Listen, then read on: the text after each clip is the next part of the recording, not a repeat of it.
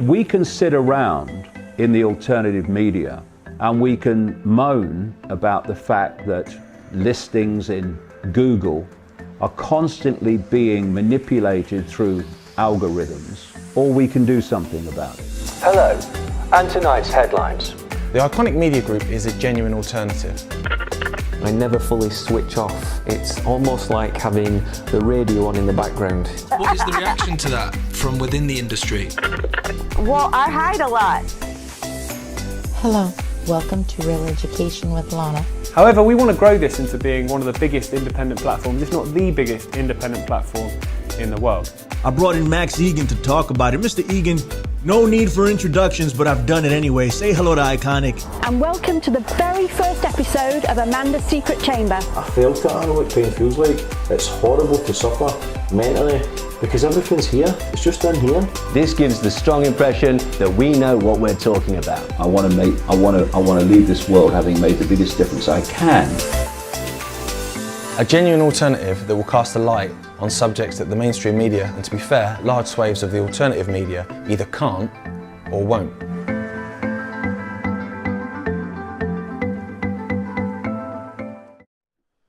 So many people have demanded that we ask David Icke to come back on the channel. It's blown me away, the amount of views, the amount of comments, the questions that have come in on back of the first podcast we did, Conspiracy Crimes of the Illuminati.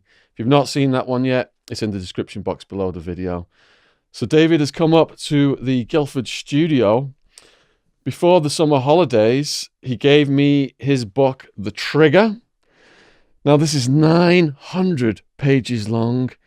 In terms of audiobooks, you could probably get about 30 hours of audiobook content out of this. So the depth in which he goes into this, I read it over the summer. We can't possibly, within a podcast, we can only do a fraction of what he's wrote. So I urge people who want to learn more, this is available worldwide on Amazon. DavidIcke.com as well. And DavidIcke.com as well. Save giving Amazon the money. Okay, so go down to the description box below this video and buy it from DavidIcke.com if you don't want to fund Amazon's. I think that guy bought, when I was on holiday, I saw a yacht that guy allegedly had bought called the Flying Fox. It was like a $500 million thing. Bezos is his name, Bezos. So the structure of today's podcast is, I have written notes throughout this book, and I've got things that I think are going to be perhaps the most interest to the people who've subscribed to the channel. But before we get to this content, I've just got to ask David, because it's the biggest news in the world right now, and maybe we can use this discussion to move over to this, because there is a parallel in the people behind this and the people what I'm going to ask is, David, what on earth did you think of Prince Andrew's BBC interview? Well, it was always going to be a disaster for a simple reason. When you're not telling the truth and you cannot explain yourself in a way that isn't sinister, then you have to lie. And if you lie, especially in this situation, then your lies better be pretty damn bloody good, and you better be pretty damn bloody bright. And unfortunately for him, neither of those is true. And therefore, it's clear that he has no defense from what he's accused of. I mean, once we are into situations where the defense from having sex with an underage girl is not sweating, not going out in London without a shirt and tie, and going to a pizza restaurant, I mean, it's crazy. And that's an interesting point, which some people have made.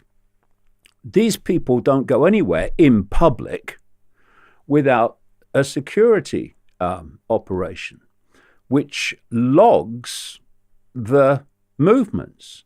So if Prince Andrew can account for his movements to prove that what's said is not true, then in that BBC interview, he would have said, well, just hold on a second. Here's the logs. But of course he didn't, because they're not there. And we saw the Queen, apparently Prince Charles, as well. Maybe he got advised by Jimmy Savile from the Great Beyond. Sorry, the Great Beyond. To cut Andrew off, gone, no more royal duties. And that was an attempt to stop a domino falling and start smacking the whole row of them down until we get deep into what the royal family is really involved in and how it connects into the same web that basically was responsible for 9/11. Not saying the royal family were involved in that, but the web they're connected to absolutely was. And so it's an attempt to stop the hemorrhage. And of course, what the media do is they'll go so far, usually overwhelmingly, and then they'll stop. I do feel that if this continues to gain momentum, it's one of the biggest threats to the royal family in a very, very long time, because so much is there to come out. I'd like to explore this a bit more, but one of the things that you raised was the visit to the Pizza Express in Woking. So we were there earlier this week, and we filmed in there. And Andrew said, couldn't possibly have been with the alleged victim because I was at Pizza Express in Woking at 5 p.m. Well, Pizza Express in Woking closes at 10:30. Exactly. 10:30 is when Tramps opens. Yeah, that's exactly the point I made myself on my website. The time he's saying he was there was not the time he was supposed to be at Tramps. So there's desperation, big time, written all over it. So he's in desperate trouble, and because he is, this is why the royal family are trying to cut and run and hope it will go away. But, I've just mentioned it. You can, because the media do, mainstream media, but you cannot take the Andrew situation with Epstein in isolation from the royal family, Prince Charles in particular, connection to Jimmy Savile. So just let's take a breath and look at it again. We have a single family operating out of London, and somehow one of them gets involved with a major paedophile and procurer of children for the rich and famous in the United States and further afield. And another one gets involved for decades as a close friend of Jimmy Savile in this country, who was a historic level paedophile and procurer of children for the rich and famous. Just a coincidence, nothing to worry about. Are you having a laugh? But this is the whole thing, Just look. I mean, Savile was an inner bosom buddy of the inner circle of the royal family for decades. Brought in there. This is another coincidence, by the way. Nothing to worry about. In the 1960s, in his own words, by Lord Mountbatten, who I've been pointing out for a long time was a paedophile. And of course, this year a book came out using information from Freedom of Information requests to the FBI, where at the FBI documents we're talking about Mountbatten being a paedophile. So a paedophile takes a historic paedophile into the royal family, becomes a decades-long friend of Prince Charles, and the same family then have another brother, Prince Andrew, who gets involved in one of the actually most high-profile paedophiles and procurers of children in America. And we're supposed to think this is all a coincidence. What it does is take us further down the road to what I've been saying in my book since the 1990s, which is the royal family are big time into paedophile rings and into satanic rings, and they connect for reasons I explain in the books. So it's like you're on the cusp. You're on the cusp, or another analogy, the finger's in the dike, but it's starting to rumble, and we'll see if it comes down. But if it does, and the real truth comes out, then the royal family will be no more. So Prince Andrew has been isolated now, according to the tabloids, by Prince Charles and Prince Philip. They've put their foot down on him. Oh, yeah. Kicked him out the palace. Oh, of course, they would want to. Is he finished, Andrew? I can't see how we can recover from this. Once you have cut somebody off in terms of royal duties because he can't explain a relationship with a horrific paedophile and procurer of children and trafficker of children, unless at some point he can say, here's the proof, I didn't know anything about it, which ain't going to come. I can't see how you can justify saying, okay, it's long enough now, come back. Because don't think people would have it. So in a criminal case, the first thing your lawyer tells you is don't speak to the media, don't speak to the police. Anything the police ask, refer them to me. So he went out, blabbed his mouth off to the BBC, said all these lies and inconsistencies. I imagine the FBI is going to be poring over that right now. But at head of the federal law and order position is William Barr. Do you think it's possible that they will give Andrew a pass? Because I noticed that Trump and the Queen are about to meet. So this could be some kind of power play by Trump. Yeah, and also, as I was reading recently, Barr's come out and said all those inconsistencies regarding the death of Epstein, they were just a series of basically, things that just happened, and it was just not a conspiracy. So that don't give you a lot of confidence, does it? And the other thing is, you see, what which relates to this, what has been done in terms of the Queen cutting off Andrew is kind of presented as the Queen acting decisively because of things that Andrew was possibly involved in and all that stuff. In other words, the Queen kind of cares. You mustn't have done this. You shouldn't have done this and all this stuff. No. What she's saying is, Andrew, you shouldn't have got caught, right? Which is a very different thing. Because you'll remember that recently an ABC television anchor, what we call a presenter or news presenter, was on a live mic being filmed, but it wasn't for air. She was talking to people in the gallery, I think. And it was leaked to Project Veritas. And she described that she had the Epstein story 3 years earlier. And she had Clinton, she had Prince Andrew and all this. And ABC wouldn't air it. And one of the reasons, she says in this leaked video, was threats from the royal family. So the royal family couldn't give a damn about abused kids. They give a damn about getting caught being involved with them.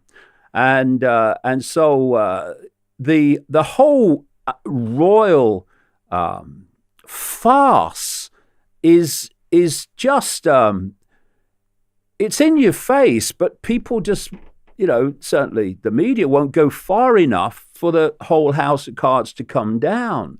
And even on another level, we're heading towards 2020, and we have a situation in Britain and Commonwealth countries too, Canada and Australia, New Zealand, where the head of state is chosen from a single family, i.e. bloodline, that very short time ago came out of Germany, and the succession of who becomes head of state is decided by who had sex with who in what order.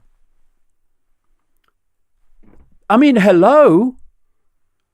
If British people or the nation as a whole wants to have any self-respect, that has to stop. I mean, you have sports teams and crowds and all these different occasions where people are singing the national anthem, but it's not.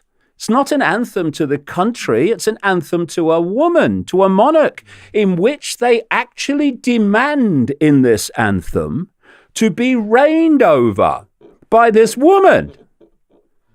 And, it's insane. It's absolute madness. And that's if they were the nicest family in human history. Given that they are not quite that, to say the very least, it makes it even more crazy that we have this whole institution, which is vampiring money off the population while kids go to bed hungry in this country. You've mentioned Andrew and Epstein. You've mentioned Charles and Savile. Is there a history going further back of the royals and paedophilia? Well, in some of my books, I picked up these bloodlines that became known as royalty. And you can chart them through history, and you can find child abuse, paedophilia, and you can find human sacrifice. What is royalty? Why is it someone's genetics that decides they will be head of state in a country, or absolutely 100% dictatorially control countries for a long, long time? It's because they claim that their bloodline is special. Why do they call the aristocracy blue bloods as opposed to what everyone else is like? Why do these families incessantly interbreed all the way through the ages? Not out of love and attraction overwhelmingly, but because of bloodline. Why, when these same bloodlines, apart from a few left now that we still call royal, like the Windsors or the House of Saxe-Coburg-Gotha, as it really is, German house of royal house, why, when a lot of these bloodlines moved into the dark suit professions and took over banking and business and politics and all these other institutions, media ownership, why do they also incessantly interbreed with each other as well? Why do we have Eastern establishment families of the United States who interbreed with each other? Because there is a particular genetics, I call it hybrid genetics, and it's what was referred to at one point as the bloodlines of the gods. And because there is these hybrid bloodlines, part human, part non-human, which goes back, I'd say, to the Bible, but the same story is everywhere in ancient cultures. In the biblical version of it is the sons of God who interbred with the daughters of men and all that stuff. It's this hybrid genetics, actually hybrid information fields, if you get deeper into reality, that is the core of why they think they're special and above the rest of the population. This is why they won't, in any way where the royal title or the royal rulership will be inherited, do they interbreed with what are called commoners. I mean, you see Kate Middleton. She was described when she married William as a commoner. Then a few Burke's Peerage type people who look into these aristocratic backgrounds and bloodlines, they did a bit of research into Kate Middleton and found she came from a blue blood background. So, which didn't surprise me, to say the least. So there is a history, not just of the bloodline, which for a long time was called royal in terms of Windsor still is, but also of this paedophilia, Satanism, because, when they talk about the ancients sacrificing children to the gods, or what's the term, sacrificing young virgins, children, to the gods, these gods, this non-human force that's actually behind human events. I don't care if people say David Icke's mad. I don't care. I don't give a shit, mate. Just look at the evidence. These gods are these non-human entities that operate outside of human sight, which of course is very narrow human sight. We can see hardly anything. And it's that gods interbreeding connection which created royalty and created aristocracy. That's why they see themselves as better than us. We had a guest on recently, David Macmillan. He's coming tonight, actually. And at the end of the conversation, he believes that the infinite improbability of that mitochondria existing on Earth just out of itself. There wasn't enough time looking at the probabilities. It must have come from somewhere else. Is that something that you've looked at? Well, I've been writing about it for the best part of 30 years. It's very clear that humanity is being manipulated generation after generation into what I might call a perceptual bubble.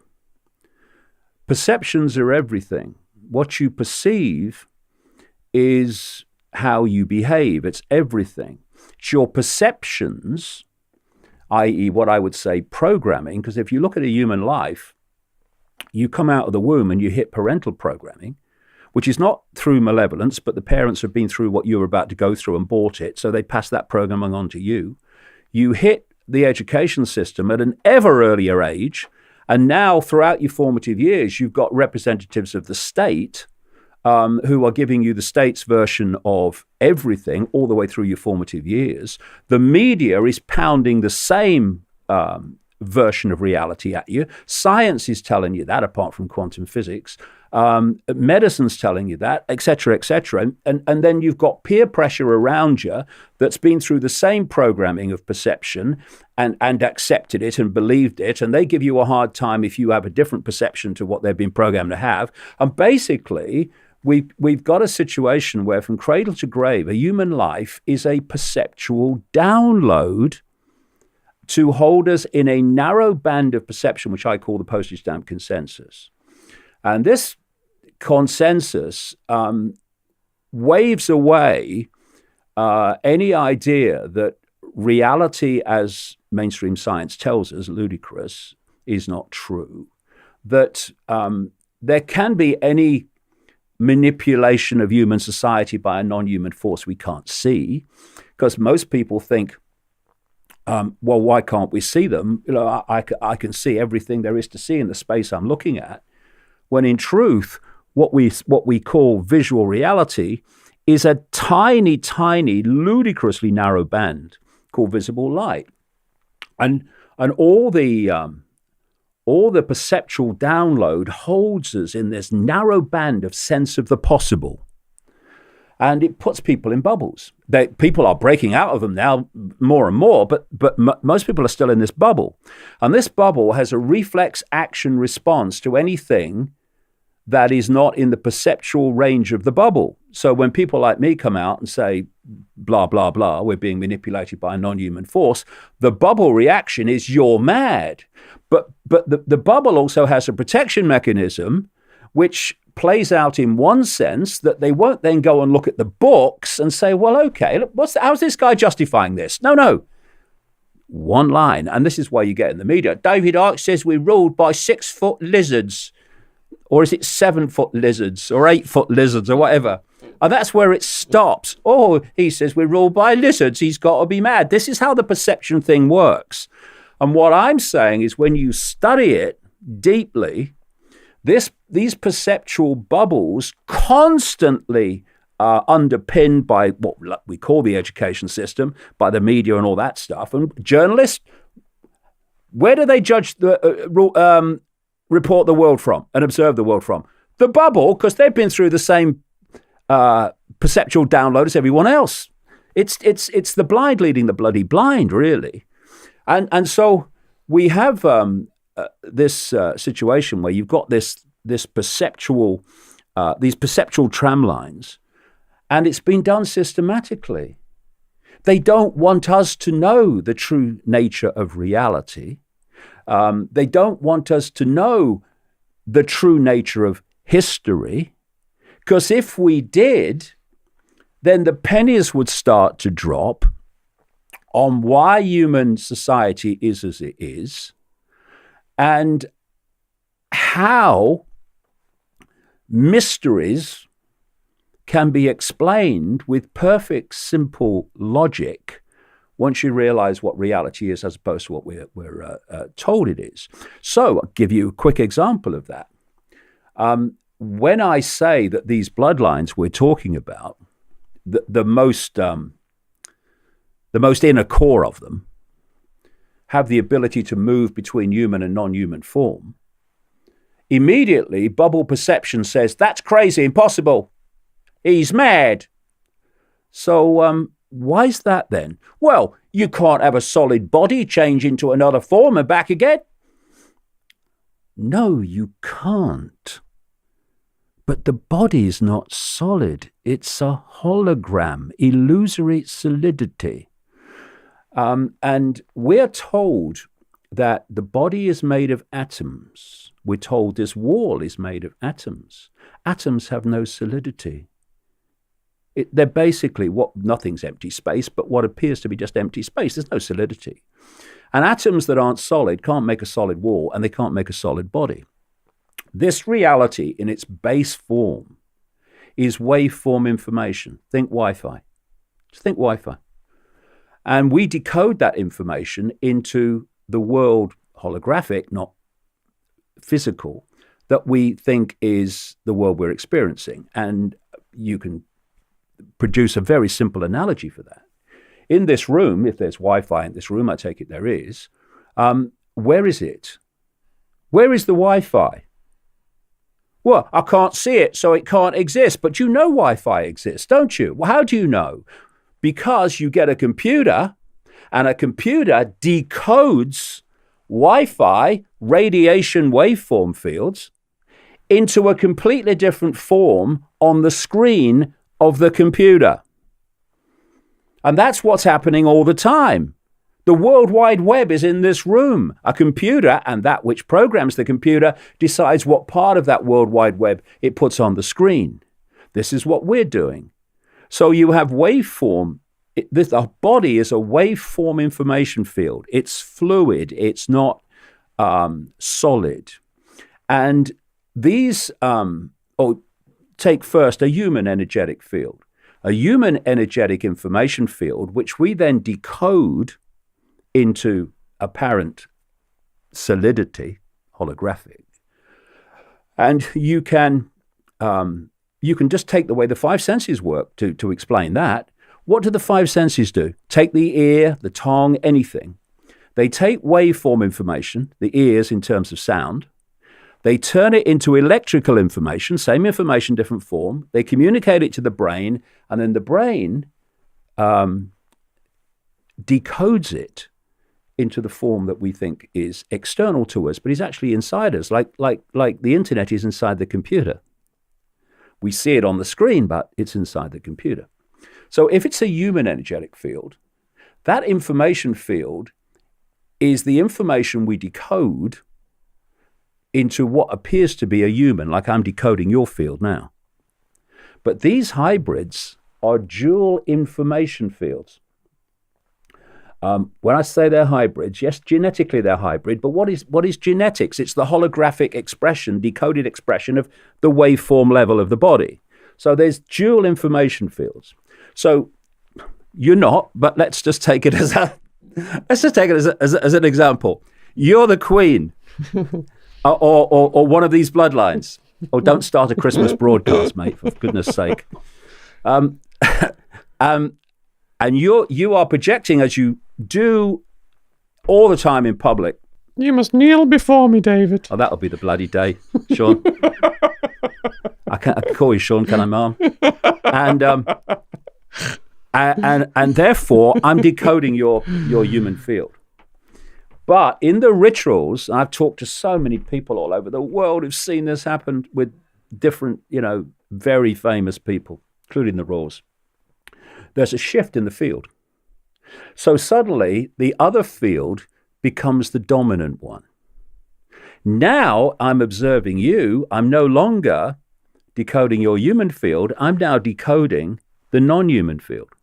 Now, in my decoding perception, you have just physically shifted from physically human to physically non-human, but that's not what's happened.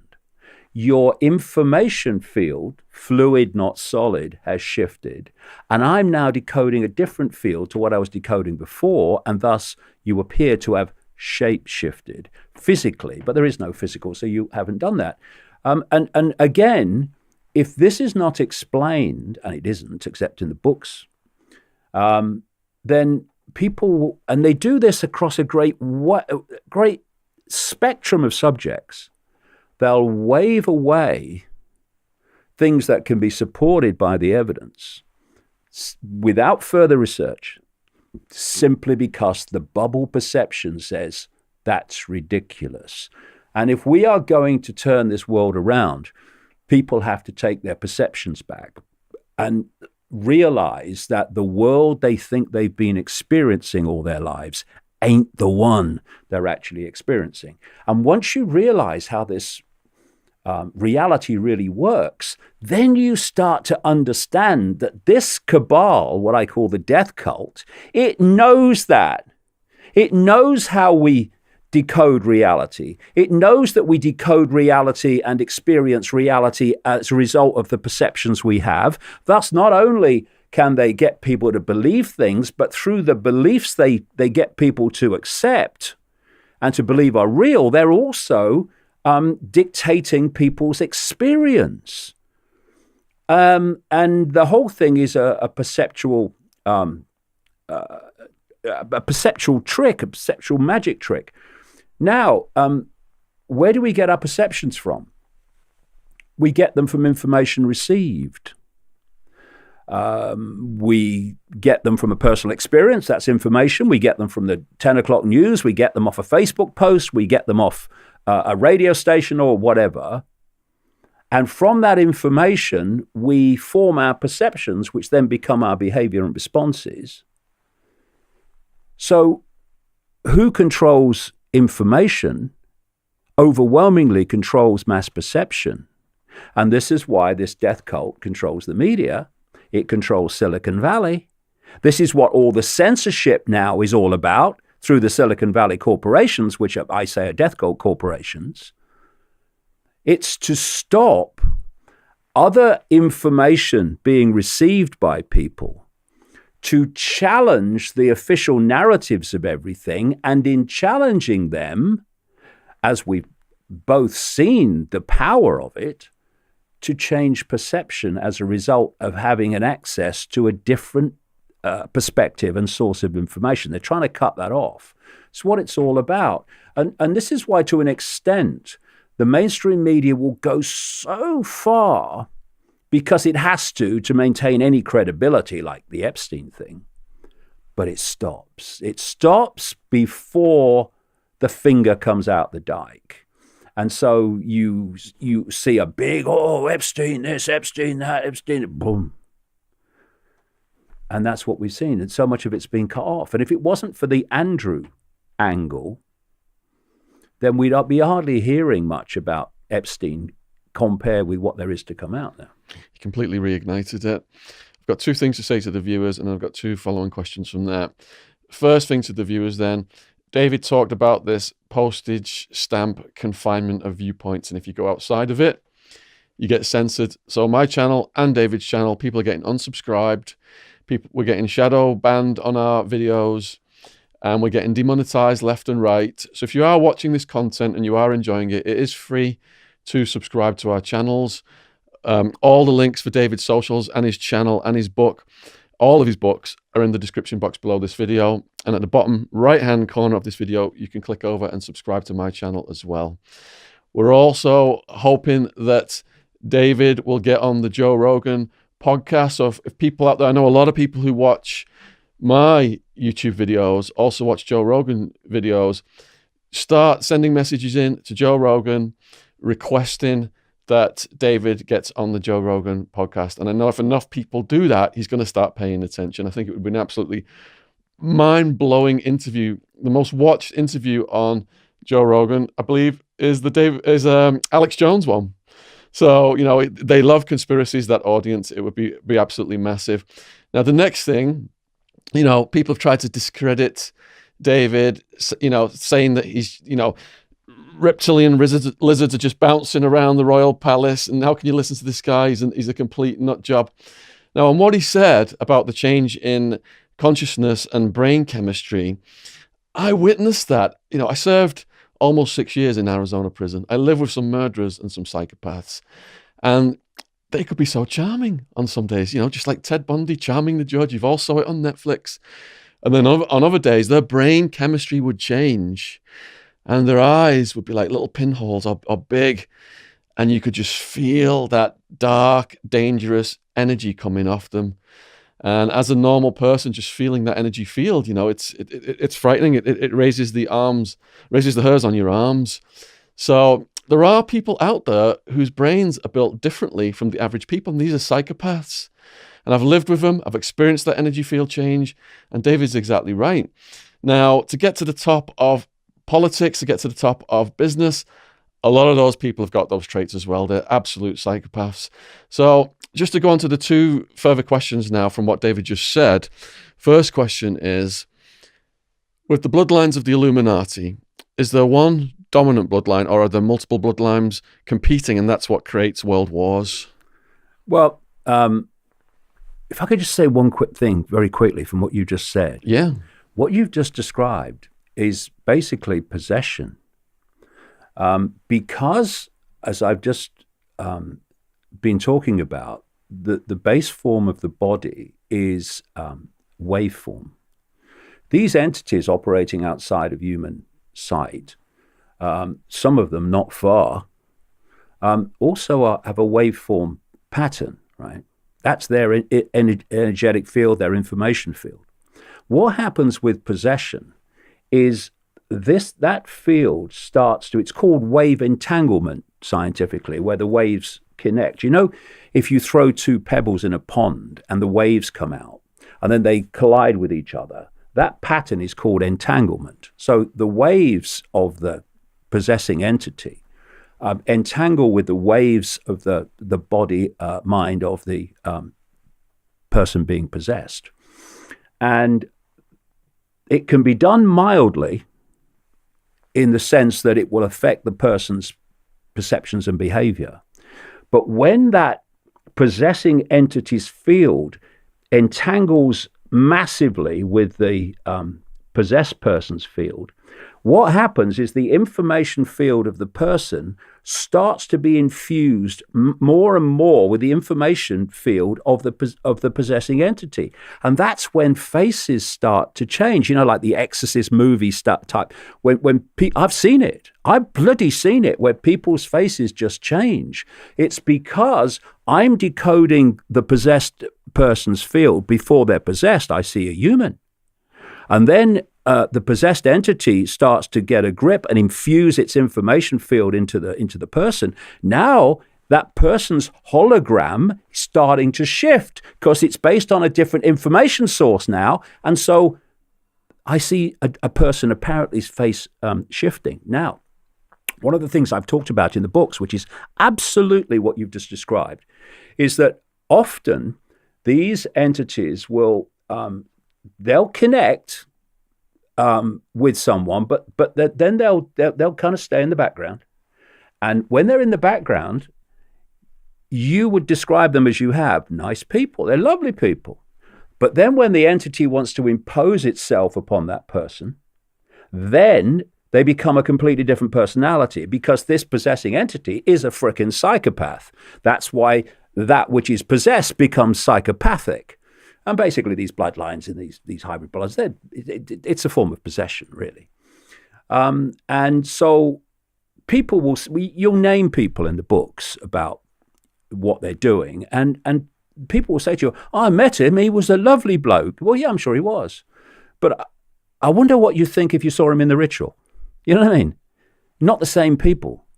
So these things can be explained, but only once we let go that the world is solid and physical. Because while we hold on to that, which quantum physics has long shown not to be true, then what is happening cannot be explained. And mainstream science, as opposed to things like quantum physics and that whole area of beyond physical research, mainstream science says about so many things, well, we can't explain that. Well, the reason they can't explain that is they're coming from the world is solid, and they'll never explain it. Once they realize it's not and how reality really is, these mysteries, oh, it's a mystery. How do you explain? Doddle. I left school at 15. Never passed a major exam in my life. Never mind university. Played for Oxford United for 3 months, as near as I got to university. Because you don't need a scientific mind to understand the world. You do not need an academic mind to understand the world. You need an open one.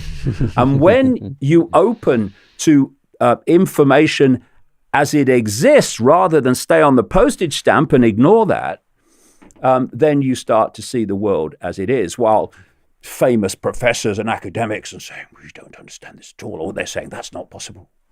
No. Don't confuse the limits of your mind with the limits of possibility. They're not the same thing. So Hitler was obsessed with Germanic history and bloodlines. Is it the competition between the Illuminati bloodlines that causes World War?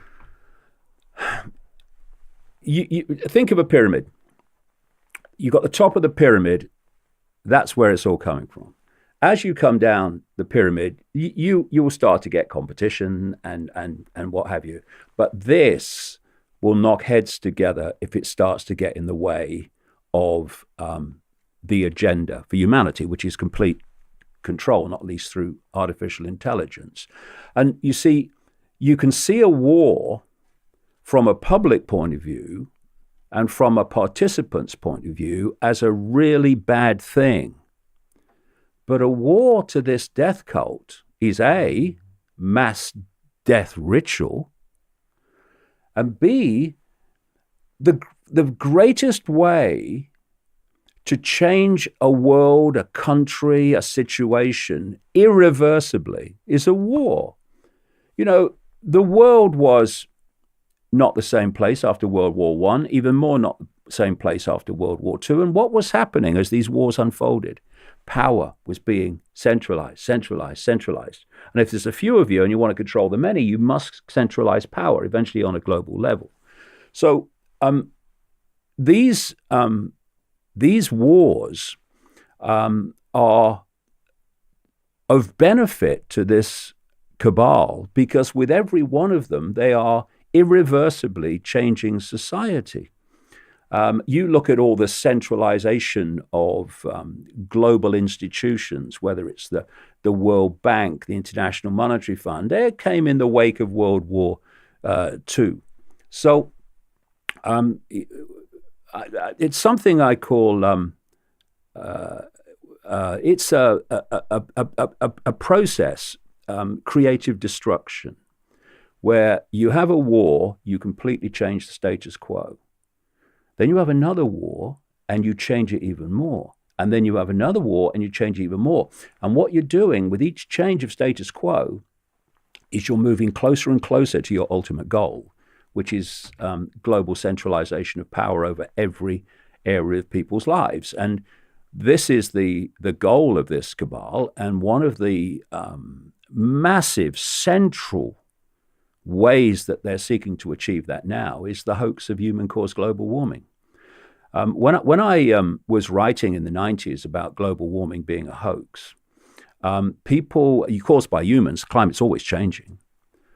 People said, well, why would they do that? And I said, because they are going to say we have to centralize power over the fine detail of your life to save the planet. That's what's coming. And where are we? That's exactly what's happening. We have the Green New Deal with the Democrats in America through this lady, Ocasio-Cortez, Alexandria Ocasio-Cortez, this New York congresswoman. We have Extinction Rebellion in this country and around the world. And what they're calling for is precisely what I said would be the excuse of introducing as a result of selling the hoax of human-caused global warming. And it's kind of interesting, there is a year that keeps being repeated, and it's 2030. If you look at a United Nations agenda, which is using the threat of global warming, climate change, to justify centralized control of everything. It's called Agenda 2030. It used to be called Agenda 2021, was it? But it's now called Agenda 2030.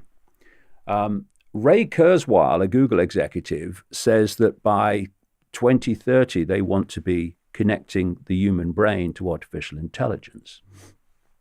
And if you look at what people like Extinction Rebellion and Ocasio-Cortez and all these people, the climate cultists, I call it, around the world, they're saying we have a certain period of time to save the planet from destruction.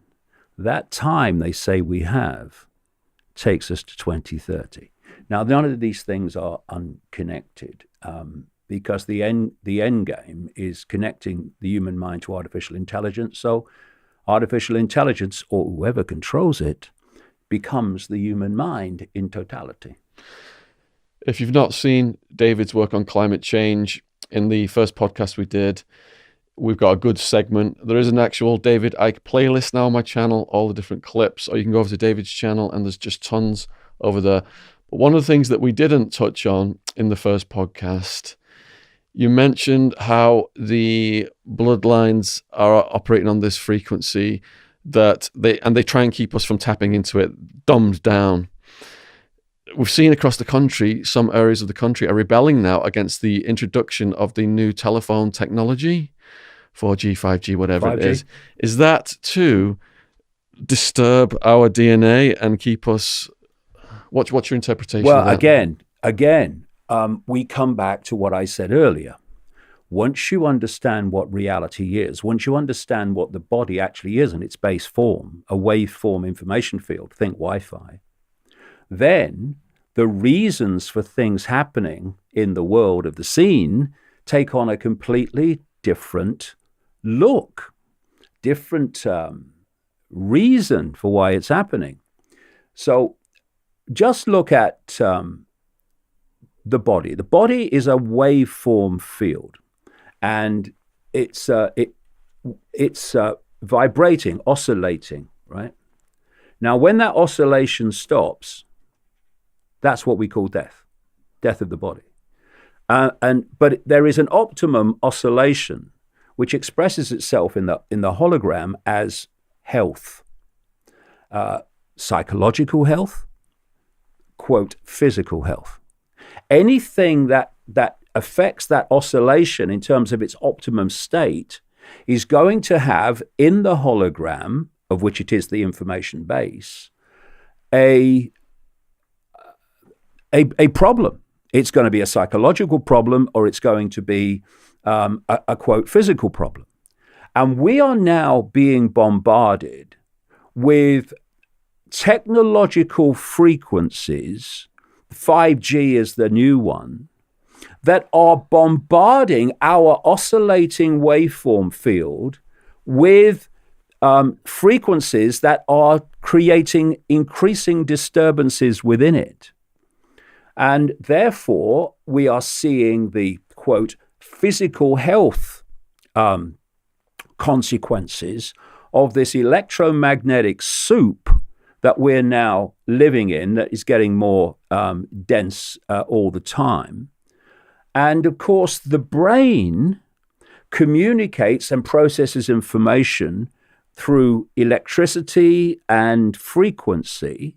It communicates with the body electrically, and any frequencies that disturb the harmony of that processing are going to have bodily health and psychological effects. Now, 5G is a weapon. It's used by law enforcement in America and the military to scatter crowds. They fire a frequency from these big trucks at a crowd they want to disperse. And you see, the body is an antenna. DNA is an antenna. The skin is an antenna. We are antennas. That's what we are. We are interacting, receiving and transmitting frequencies of information all the time. And what happens with this 5G range crowd scattering technology is the skin picks it up and decodes it as the skin feeling as if it's on fire. And people run so that they get out of the frequency range so their skin doesn't seem as if it's burning. This is the stuff, this is the frequency range they want to smack out. Okay, it won't have that effect, all the time, of course not. But in less than that range of power, it will have enormous potential impact on people's health and on their psychological state. Because it doesn't go through dense objects very well, 5G, it means they want antenna boxes all the way down the streets pumping this out. And this is the other point. The goal, the end game, is what they call a smart grid. This is why all this technology, almost everything comes out now, not even just technology, but ways of doing things, is called smart. And whether it's a way of doing something, or whether it's technology, if it's got smart in it, they're all connected to this smart grid. And the smart grid is going to be, it's unfolding all the time, based on the internet. This is what the Internet of Things is all about. We're connecting all these technologies, everything basically, to the internet. This is all part of this smart grid. And the idea is, as people like Kurzweil at Google are openly saying. Why is he openly saying it? Because the sales pitch is, if we allow our brains to be connected to artificial intelligence, we'll become superhuman. We won't. We'll become post-human and subhuman. That's the idea. And he's openly saying that once the AI is connected to the brain, human thinking will do less and less, as we call human thinking, and AI will think more until human thinking as we know it is virtually negligible. We'll have been assimilated into AI, basically. That's the idea. And if people think that's far out, they don't understand the scale of psychopathy that we're dealing with in terms of the mindset behind all this, which, like I say, goes off planet. And out of this reality.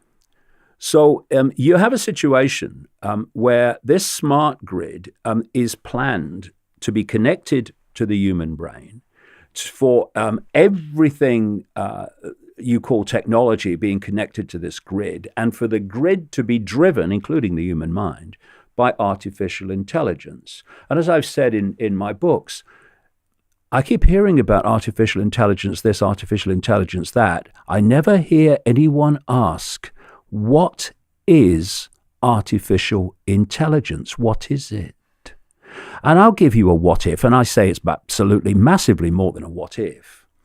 What if artificial intelligence, I'm not talking about algorithmic AI, I'm talking about the deep AI.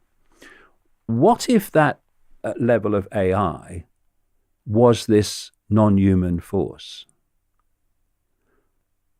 Connecting AI to the human brain becomes the vehicle for that force to literally assimilate the human mind, collectively and individually. I say that's what's happening. But I'm mad, so, just go and make a cup of tea. But this is the idea, this grid. And the idea is that everything is connected to this grid. Now, if you're going to do that, this grid communication system has to cover every inch of the planet, bar none. What's the only way you can do that? From satellite. And here we have now Elon Musk. He's been on the Rogan show. I don't know why Rogan won't have me on when I talk about all the subjects that he talks about and more, or he discusses in his interviews and more. And I don't understand why RT won't have me on when I've been discussing all the stories they talk about for decades. I was interviewed by RT, very quickly, I was interviewed by RT out of nowhere. They came along and said, we want to talk to you. So I talked to them for about 2 hours. They were very nice. And they said, we're going to run it about 2 days. We're going to aim it for 2 days. It was 2.5 months ago. Never seen the light of day. So maybe it will one day. But you see what I mean? There's a line, if you cross it, then a postage stamp line. Some people might have a wider postage stamp line, but there's still a line. And if you cross that, then we're not having him on, that sort of thing. But what I was saying is Elon Musk, he's the man that said AI could be the end of humanity, if you remember. Well, he then created a company called Neuralink to connect the human brain to computers. And he's the one who is sending up with his SpaceX operation the satellites that are beaming Wi-Fi and 5G back at the Earth to create the all-encompassing web on which AI control of humanity is dependent. And the reason that they're rolling out 5G so fast without testing, without independent testing, and they've admitted that, they've spent no money on independent testing.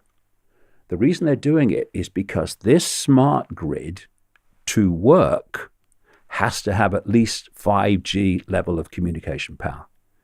It's essential. So if you had independent research, some people have done it, not through the industry, but themselves, and found, oh my God, this is absolutely lethal. The reason they're not doing it officially is because if people knew what 5G was and what it could do, then, people, the public as a whole, they would, there would be a riot. And so they want to keep that from people so that this smart grid can happen, because without 5G or higher, and in China they're talking about 6G now, this smart grid can't work. So if we're bathing in Wi-Fi, 5G, microwave radiation, how lethal is it? Is it cancerous? Oh, well, yes, because you see, you've got this waveform field, and if it's in a state of balance, you are mentally and, quote, physically healthy. When it's knocked out of balance, then you are ill in some way. You have a dis-ease, disharmony in the field, and that will express itself in some kind of psychological or bodily problem. And I talked earlier about the brain is constantly communicating, and the body itself and the cells and all the different expressions of the body are communicating with each other all the time, and cells are replenished through that communication system. If you've got something that is interfering with that communication system, it's going to go out of kilter. And when that happens, one thing that happens is that cell replacement goes out of kilter, and that's what we call cancer. Or cell health goes out of kilter. We call it cancer. How is it being stopped then in some areas of the country? How can people take action against this? Well, the only thing that people can do is to research information about it and then pass it on to every person they can possibly imagine. People say nothing I can do. Well, there's phone-ins on radio stations all over the country all the time. Call in. Yes, the usual idiot with a microphone might have a go at you, but so what? Someone having a go at you is more important than getting this out. Because one thing I've learned over 30 years, people cannot unhear something. It's so important. People said to me when I started coming out with all this stuff a long time ago, didn't you know people would laugh at you when you said that? And I thought, I'd work that out. But the point is, if I feel it's valid, it will eventually be shown to be so. And if I don't say it now, because what will people think about me, it will never be shown to be so, because I'd never have said it. So people need to chill out about whether people will have a go at them or laugh at them. It doesn't matter. It doesn't matter. We get to a point, right? We get to a point where people are connected to AI. They have no individual thought or emotional process left. And if they had one last thought, they might think, well, yeah, it's bad, isn't it? But at least no one laughed at me, right? What does it matter? It doesn't. What matters is making people aware, not making people believe it. That's up to them. Making people aware of what's going on all around them. Because I know from my personal experience, when people are made aware of it from this other angle of looking at things, and we're only skipping the surface here, of course, it makes so much sense of the world that the official story of the world doesn't make sense. Information, valid information, is very powerful. And like I say, people can go, oh, no, my bubble won't have that. But you can't unhear it. You can't unhear it. And eventually, as things move on and things happen, it's like, that's what that bloke said. That's what that bloke said. And suddenly the bubble bursts and we're away.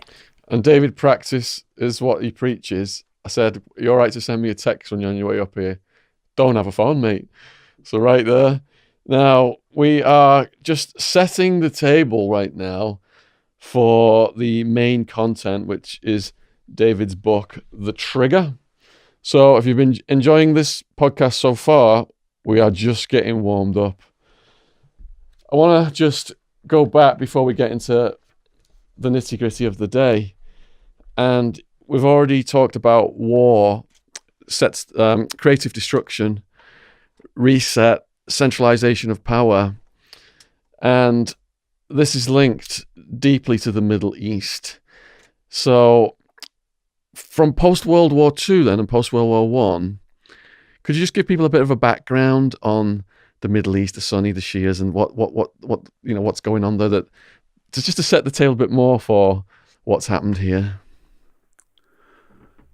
Well, obviously the Middle East was a place where there's lots of oil, so it was always going to be focused upon because the cult, as I call it, and I'll explain more about that as we go along, which expresses itself through all countries, but expresses itself massively through what we call the West.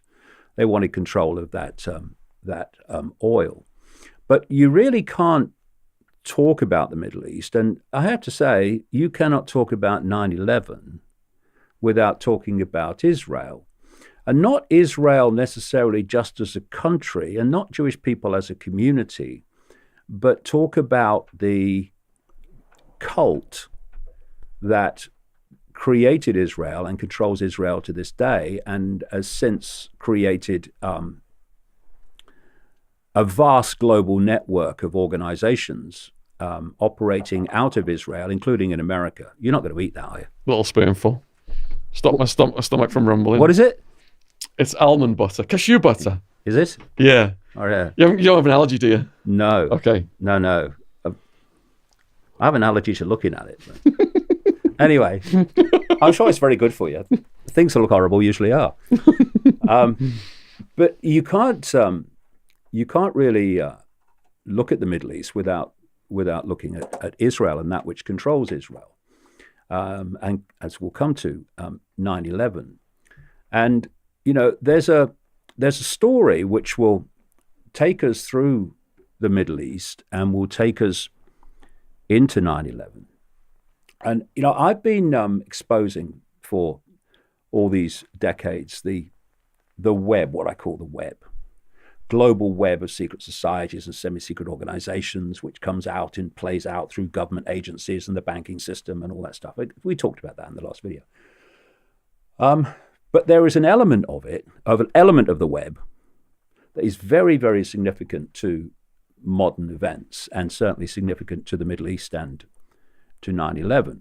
And it really started in the 17th century with a guy called Sabbatai Zevi, who claimed to be the Jewish Messiah. And he created a following that at one point, according to Jewish sources, what I'm going to say now is all from Jewish sources, because not all Jewish people think the same. That's another myth. And he had a following of something like 1 million people, which in the 1600s was absolutely fantastic.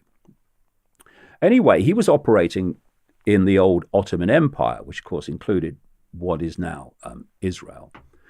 And it got to the point where the Sultan running the Ottoman Empire, the Islamic Ottoman Empire, wasn't having it anymore. And he said to Zevi, you convert or there's trouble, basically. So Zevi converted. And a lot of other people converted with him, and they became known as Donma or Donme, which is a word meaning to turn. And what they did was operate within the Islamic faith, outwardly as Islamic followers, but really followers. And I'm not even going to say followers of Judaism, because it wasn't even that. And this will become very relevant. All this is in the book in great detail. Because what this cult did, and it was an esoteric, what we would call satanic cult, basically, is it inverted Judaism completely. Just like Satanism inverts Christianity and inverts everything. It's the same thing, just different names. And so if there was a fast day in Judaism, in the calendar, to Sabbateanism, as it became known, it would be a feast day, So if Judaism said this was wrong, then it would be encouraged in Sabbateanism. It became an absolute inversion of Judaism. Zevi declared himself the Jewish Messiah, and then died. And then in the next century, along came a guy called Jacob Frank. Jacob Frank has been described by Jewish sources as one of the most terrifying people in Jewish history. But again, he wasn't Jewish. He was a Sabbatean, because he claimed to be the reincarnation of Zabbatai Zevi and the reincarnation of the biblical patriarch Jacob. And he took Sabbateanism into new depths of depravity and inversion, and the movement became known as Sabbatean Frankism. These Donma, operating in the Islamic religion while being Sabbateans, not even Jews, Sabbateans or Sabbatean Frankists, you follow that one strand of them through, and eventually they become the Saudi royal family.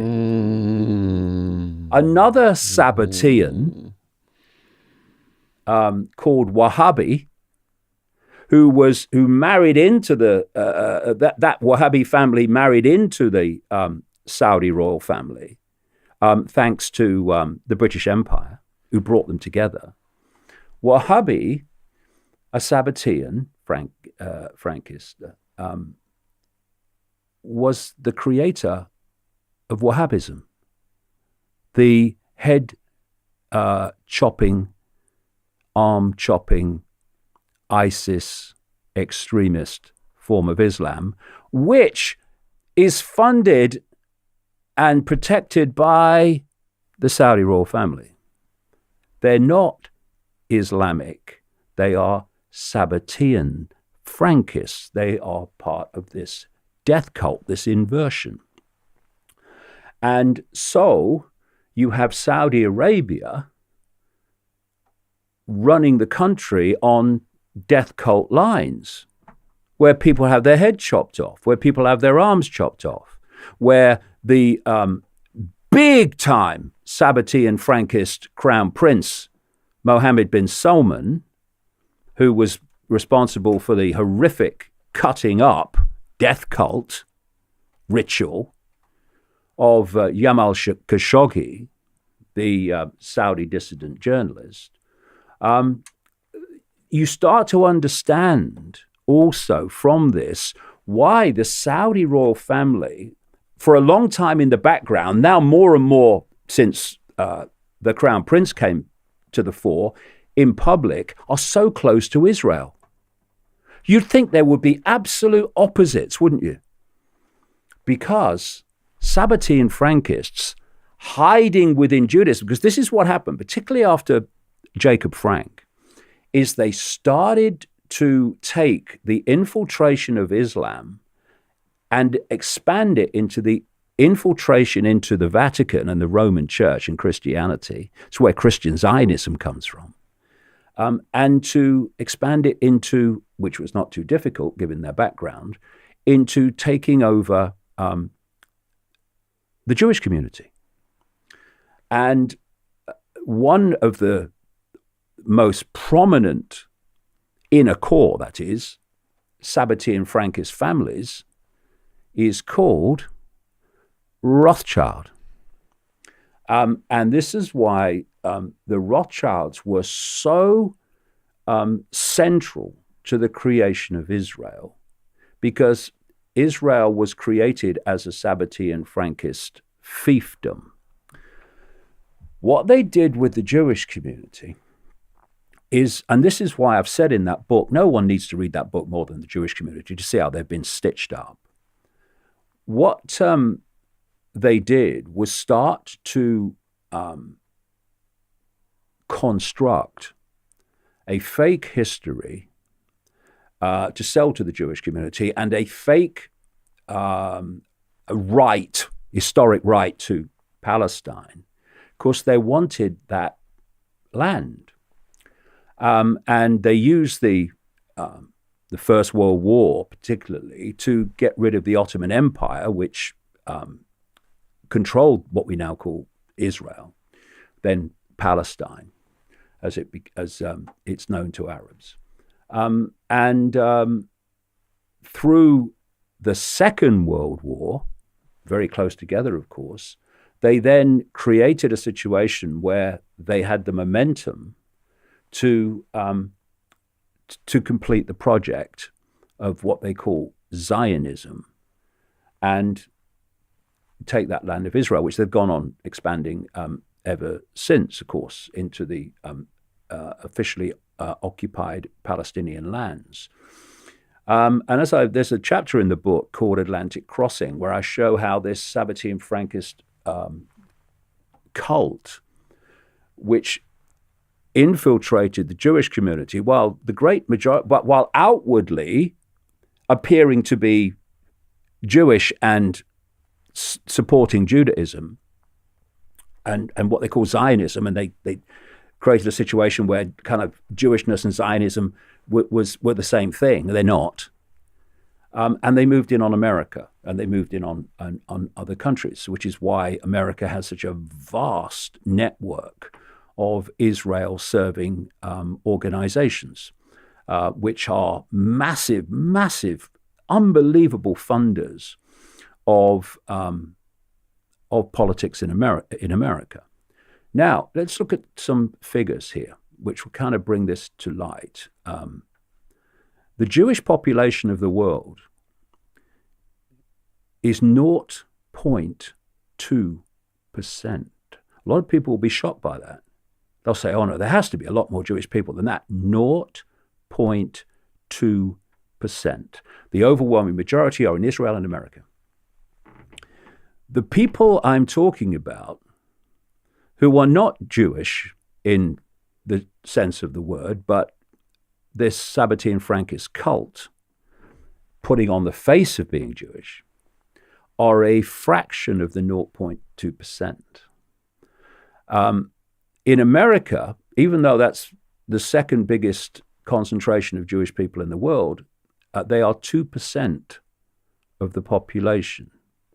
And yet, and again, that Sabbatean Frankist cult will be a small percentage of them. Most of them will not even know there's a cult. And that from these tiny numbers, you have this enormous control of so much, not least through money. And when you follow that Atlantic crossing through, you see that this cult operating both out of Israel and within the United States was actually the central player in 9/11, and not 19 Arab hijackers who couldn't fly one-engine Cessnas. Before we get to that then, how does the cult fit in with Sunni versus Shia?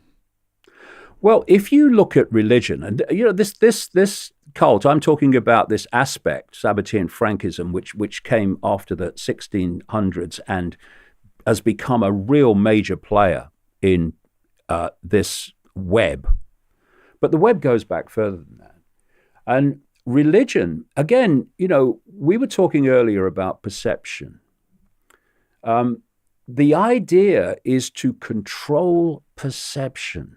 So now they want to go and do it with the end game of technology and AI. But for a long time, and still today in vast numbers, one of their greatest forms of perception control is religion. I mean, you look at where do most Muslims come from? Muslim families. Where do most Jewish followers of Judaism come from? Jewish families. Where do most Christians come from? Christian families. Because from the moment they were born, it was basically all they ever heard, and so it became their reality.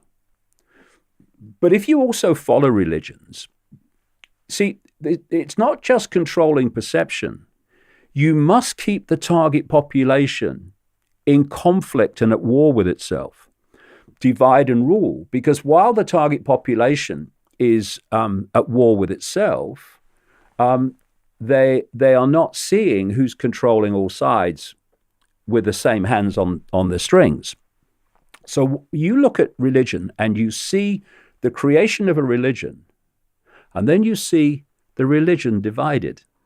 Christianity went from Catholicism into the Protestant version and many other versions now. And you had the Sunni Shia division in Islam, and you've seen divisions in all these other religions. So you create a religion which is a belief system. And what is it? It's a postage stamp. It says, you will believe this, and if you go outside of this postage stamp bubble, then you're a blasphemer. All right, and you're not of the religion, and so it's all about perception, because they know that perception becomes behavior, behavior becomes society, and you see this everywhere you go. And there's divisions in Judaism. There's divisions in every religion, and so you play religions off against each other, but you also play factions within religions as off against each other, and we have a modern version of that now, which is called woke v non-woke. Woke, I love it. Obviously, they're not teaching grammar very well in the schools these days. I'm woke. I'll try being awake, mate. Much better. And what they've done with Trump, just a very quick aside, they wanted Trump in because they wanted a figure through which they could divide America. Trump is a figure, and when you read books by Marxist manipulators, they'll tell you.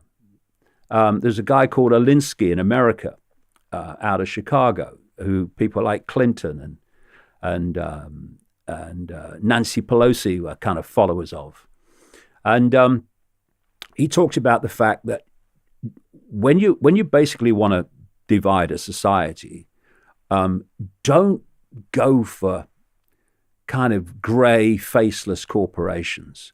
Pick an individual, focus it all on an individual, make everything his fault, her fault. And that's what they've done with Trump. They brought him up so he can become this divisive figure. And what's happened is the Democratic Party has been driven further that way as a result of Trump, and they've created, if not physical, then certainly verbal civil war in America. This is how it's done. So dividing religions into factions is just par for the course. Dividing politics into factions, it's just the way they work. They want us divided so that we won't come together in unity and see what the game really is, and in the unity that it can be dealt with. Divide and conquer, that has been used and applied for centuries. And it's still, like David's described, still strongly used today. Now, in the history of the world wars, post-World War II, we saw America was concerned about the poorer countries falling to communism. And the Russians invaded Afghanistan. The CIA are arming the Mujahideen, including bin Laden, and building a relationship with bin Laden. And there's some prime moving characters that I'd like to discuss here. My next question is the history of the Bush family and the bin Laden family, their relationship. Oh, yeah. I mean, Father Bush and the Bin Ladens were very close through a company called the Carlyle Group, which was a big operation of manipulation. In fact, according to reports, Father Bush was meeting the Bin Ladens at a meeting of the Carlyle Group in Washington across 9/11. You know, there were many coincidences like that, I can tell you. But just very quickly, one of the things I point out, because you just mentioned Russia and what have you. One of the fascinating things that you find is that the Russian Revolution was funded by Sabbatean Frankists. It was funded by the Rothschilds, and it was funded by a guy called Jacob Schiff out of America, who was a Rothschild frontman, who was connected to Leon Trotsky, etc. And what you find, and you know, where the anti-Semitism protection racket, which is basically an expression of the cult, tries to attack me, is they say he says Jewish people were behind the Russian Revolution. Well, yeah, because they were, but they weren't Jewish. That's the point. This is the point. This is the thing that's missed. But they want people to say they were Jewish in the sense of that word, because then they can silence you and stop your meetings by calling you anti-Semitic. It's what I call the protection racket. It's not protecting Jewish people. It's protecting the cult and the Israeli government. Anyway, what you find is when you look at the official records of the Soviet Revolution immediately after 1917, of 556 leading positions, something like 400, it wasn't something like, it was 458 were Jewish. What did I say? 0.2% of the global population. But they weren't Jewish. They were Sabbatean Frankists. That's why they were operating with Rothschild money. Why do you think Trotsky was assassinated? Well, I don't know. There'll be many reasons that we don't know about. But the point is that this Russian Revolution was orchestrated by the cult. And what did the Russian Revolution do immediately it got power?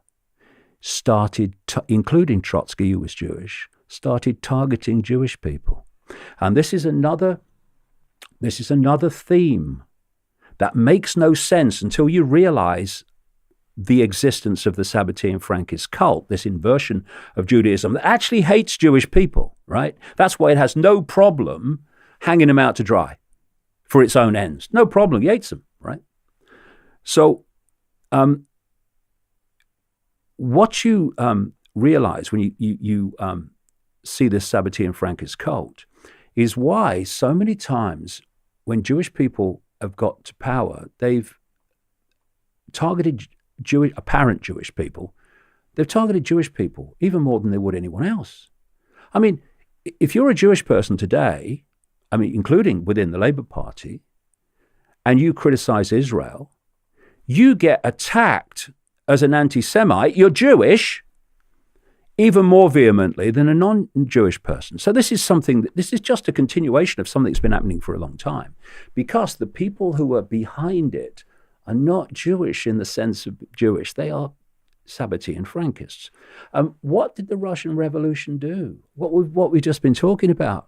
It divided the world, didn't it? Massively. It still does to an extent. Oh, it's the Russians. But during the Soviet Union, the world was cut in two. And so much happened, not least the build-up of nuclear weapons, that wouldn't have happened without the Cold War, which was a creation. And, you know, I've talked about this in my books. You know, why did they drop those bombs on Hiroshima and Nagasaki when the Japanese, for all the horrors they perpetrated during the war, by the way, the government and the military, but why, after the bombs, did the Japanese surrender on terms they were already agreeing to before the bombs? Why did the bombs have to be dropped? Because they knew the Cold War was coming next.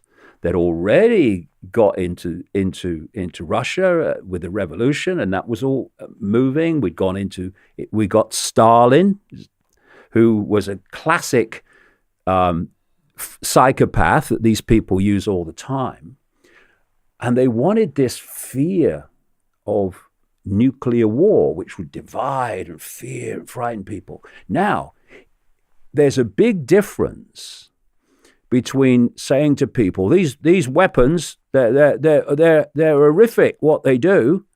Oh, really? Oh, yeah. Well, that's interesting. And actually seeing two of them go off and create that devastation and that mass killing. That has a different effect on perception. So because of Nagasaki and Hiroshima, that fear in the next period, which was the Cold War, all planned. This is a biorhythm chart we're looking at for the world. This happens, then that happens, and that happens. The fear of nuclear war was much deeper because people now had a visual perception of actually what it would entail. So all these things are happening and being manipulated. And so then you move into modern times where this cult is getting more and more control over world events. And as it does, something else is happening very clearly. And that is that the anti-Semitism industry, which at its core is a cult protection industry from exposure, by dubbing anyone that exposes the cult as an anti-Semite, when actually you're the opposite. You're saying, Jewish people, you're being scammed, look at it. The definition of anti-Semitism is getting wider and wider and wider and wider to encompass more and more and more that you cannot say without being called an anti-Semite, et cetera, et cetera. So now this new definition of anti-Semitism, which is being accepted by more and more people or institutions, which the Labour Party accepted under pressure because it's got no bloody backbone. It's now including criticism of Israel as being anti-Semitic. You know what I mean? So this is what's happening. And it's not protecting Jewish people. It's not the idea. These people hate Jewish people. It's protecting the cult from exposure. So has it been attached to Jeremy Corbyn for the purposes of character assassination? Well, look at the situation. You have a Conservative Party that will never say boo to Israel. In other words, boo to the cult. You've got a Liberal Democratic Party, which is, of course, neither liberal nor democratic, ironically, which will never say boo to Israel. You had the whole of the Blairite wing of the Labour Party who would never say boo to Israel.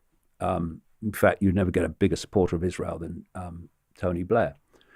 But you had a few people or a group around Corbyn initially who will criticize Israel for its abominations in terms of treatment of Palestinians. Because you can be racist against Palestinians, it doesn't matter at all. You never get come back for that. And so they wanted to mop up that. And so you had this hysteria about anti-Semitism in the Labour Party to get the Labour Party on its knees to complete the set, basically. And so now we have a situation where any criticism of Israel by anyone in the Labour Party is basically an expulsion. And my sons, we've got a new media platform called Iconic, which we've just started. And my sons interviewed a Labour activist on that about a week ago, who is a supporter of some of the stuff that I say, and he pointed out that just sharing my information now is a suspendable offence in the Labour Party. And I'll just give you one example of how ludicrous it's become, and an example of what I said earlier, that if you're Jewish and you criticize Israel, you get the treatment far worse than a non-Jewish person for reasons I'm explaining, the cult. There's a guy called Chilson. He was born in Israel. He served as a conscript, as they do, in the Israel Defense Forces. And then stayed on and did, I think, some PR work, taking journalists around, showing them places that the government wants them to see. He served in a war in Lebanon in 1982. And then the pennies dropped of what was going on in terms of treatment of Palestinians and all of it. And he moved to Britain. And he's thinking, how do I, what vehicle can I have? I think he's at Oxford University, I recall. What vehicle do I have that I can express, my feelings about what's going on there? And he thought, well, the Labour Party. He's been expelled from the Labour Party for being an anti-Semite. He's a Jewish guy whose relatives were in Germany at the wrong time. This is how ludicrous it's become. Because it's not about protecting Jewish people from discrimination. It's about its protection racket, to protect the cult and its agenda. And to protect the cult's agenda, in many ways, more than anyone else from Jewish people realizing how their community has been hijacked by this cult.